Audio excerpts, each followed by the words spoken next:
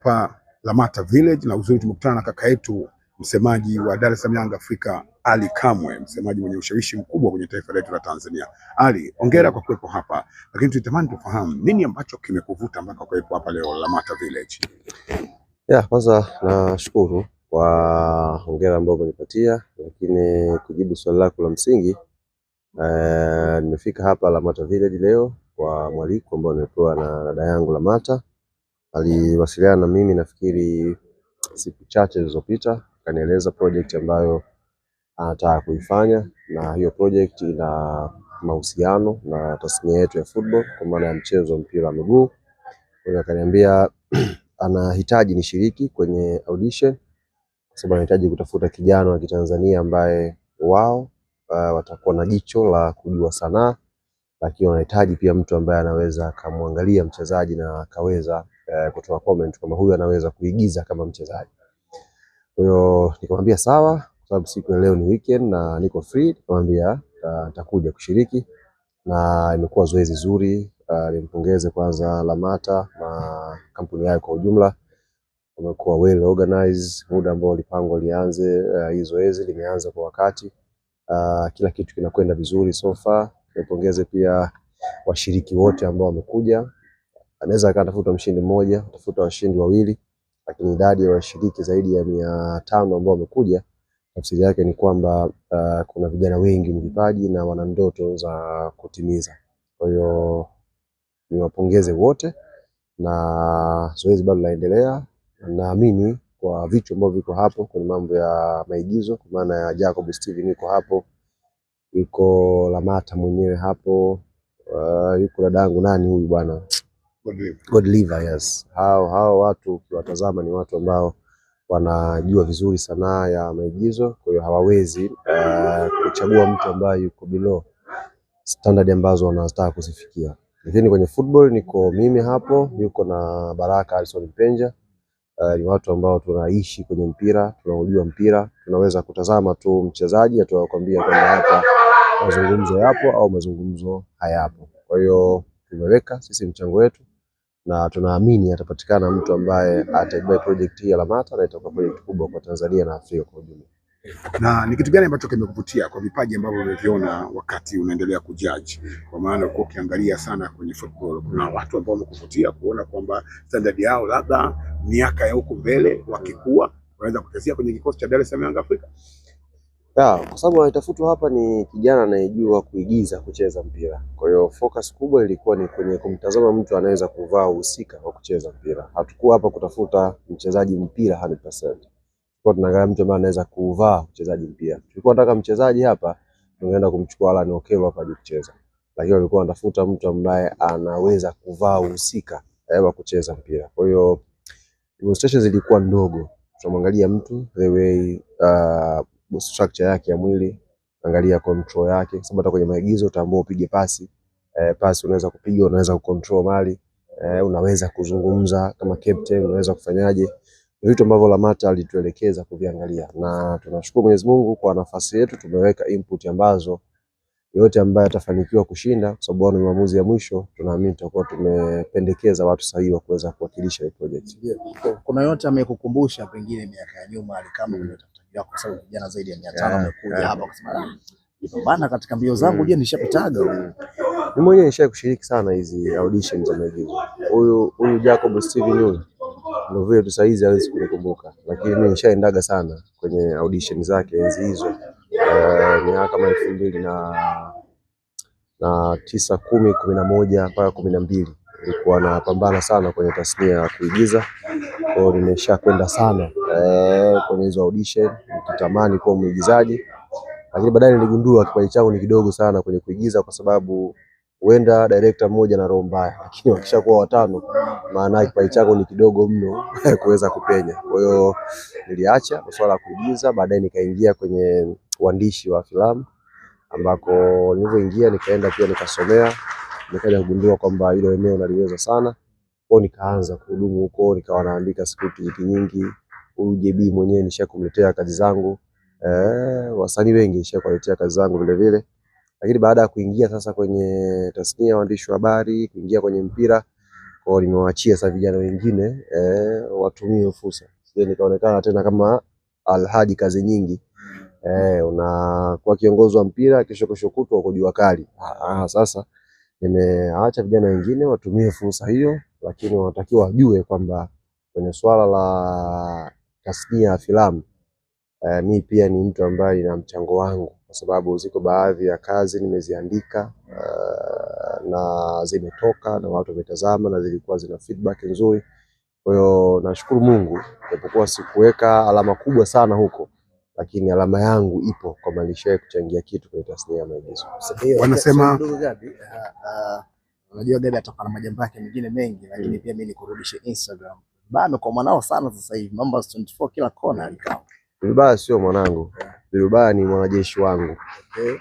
Kwa hiyo yote ambaye anafikiria kuanzisha sio vita ni level kubwa sana, hata tu mgogoro tu wa kawaida.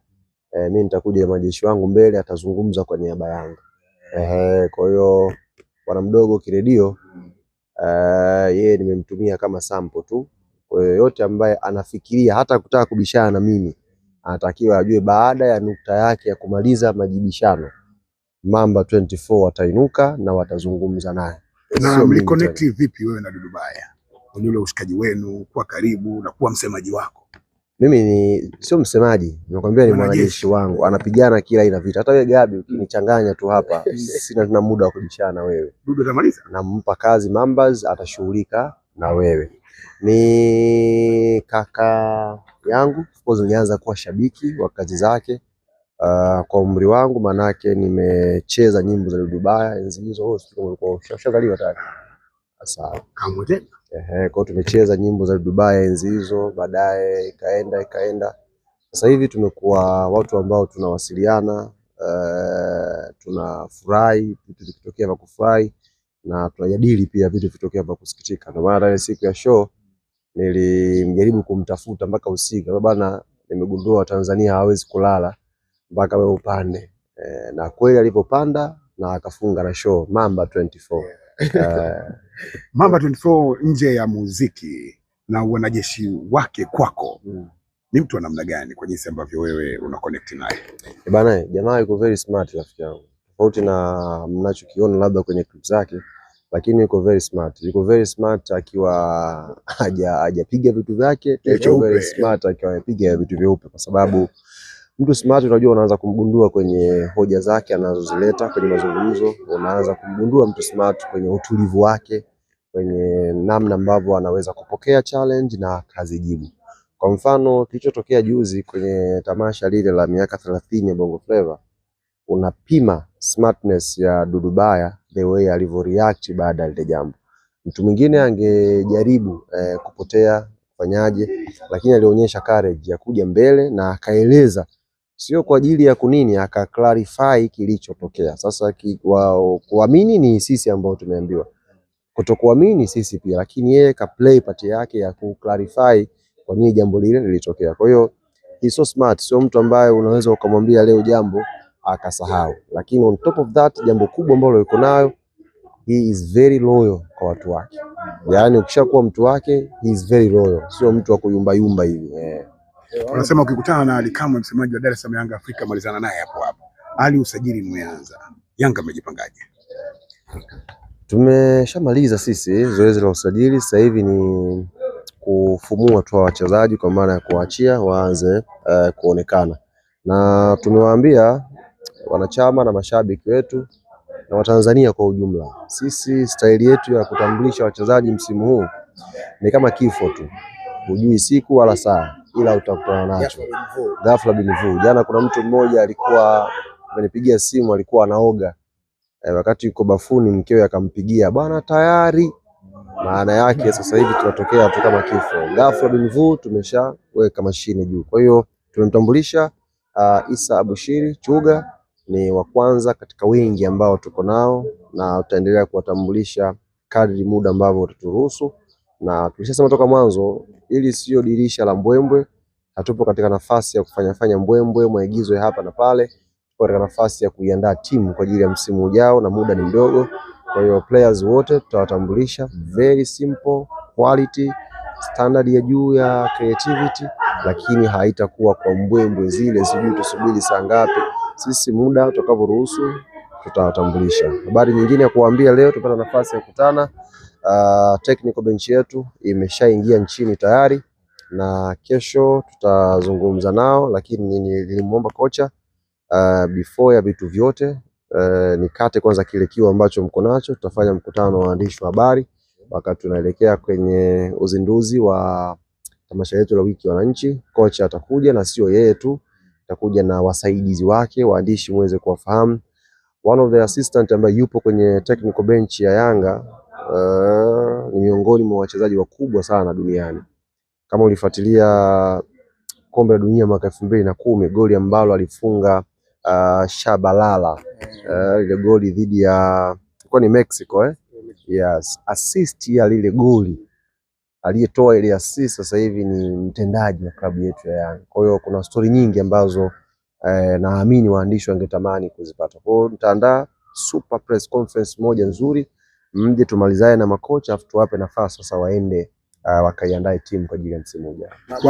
Ngoma mnaiti washajua kumtamka vizuri. Mwenyewe umekosea. Atamka vipi? Mwenyewe sijui. Tutajitahidi walikao. Bwana nikasema atakuja na siku ya press atakuja pale na ubao na chaki. Tutajua tu. Tutajua tu. Sawa.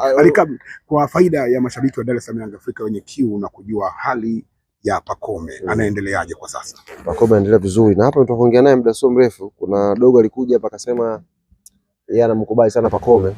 Nikampigia simu hapa nikamuonyesha mtoto. Kwa hiyo he's good. He's good kwa maana ya ameanza kupatiwa hayo matibabu na anaendelea vizuri. Unaweza kumwambia anaendelea vizuri, kwa hiyo kashapona? Hapana. Bado jeraha lake ni kubwa, ashafanya operation na operation itachukua muda. Tunasema he is good kwa sababu condition yake, tabasamu lake la kuonyesha ni mtu ambaye yupo kwenye situation nzuri. Wengine wanafanya operation kubwa kama hizo wanapotea kabisa, wanakuwa hata ile utulivu tu wa kifikra hawana. Lakini yeye yuko very cool, ana communicate, ana nini fresh kabisa. Tumalize na neno moja kwa Lamata.